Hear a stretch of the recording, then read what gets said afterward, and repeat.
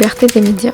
Le point commun des déclarations publiées par les organisations professionnelles mondiales de la presse le 3 mai, Journée mondiale de la liberté de la presse, est toujours l'appel à la fin de la violence et de la censure contre les journalistes.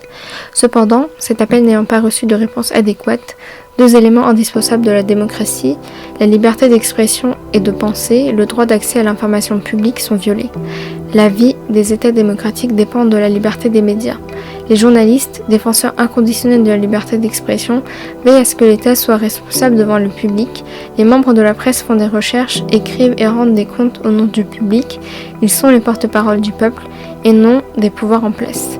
Les manipulateurs sont ceux qui informent le public sans fondement, sans enquêter sur les faits, contrairement aux principes professionnels. Ces manipulations facilitent la corruption des régimes. Il ne faut pas oublier que la liberté d'expression est la pierre angulaire de la démocratie.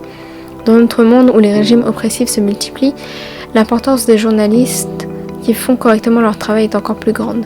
En effet, ces régimes maintiennent leurs ambitions de pouvoir en dressant un rideau de fer entre les citoyens et la réalité. Pour cela, ils appliquent leur régime répressif sur les journalistes. D'une part, il y a une guerre traditionnelle avec des tanks et des missiles en Ukraine.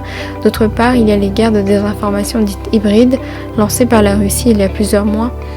Nous pensons que le cours de cette guerre va changer grâce aux événements rendus publics par les journalistes qui continuent leur travail dans les conditions les plus difficiles de la zone de guerre.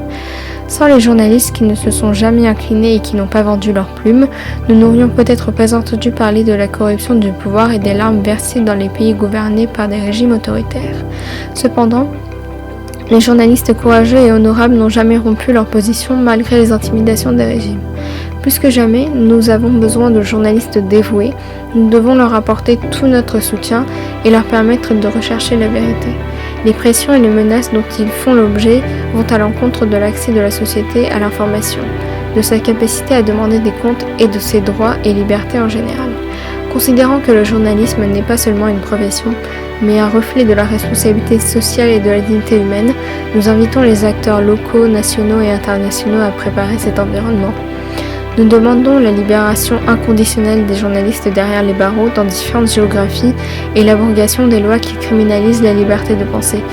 Nous saluons avec amour et respect les journalistes qui exercent leur profession avec dignité et qui adhèrent à des principes universels. À l'occasion de la Journée mondiale de la liberté de la presse, nous informons une nouvelle fois le public que nous sommes solidaires de tous les membres des médias. Il ne faut pas oublier que la cruauté se nourrit de l'obscurité et que les journalistes sont ceux qui éclairent les ténèbres.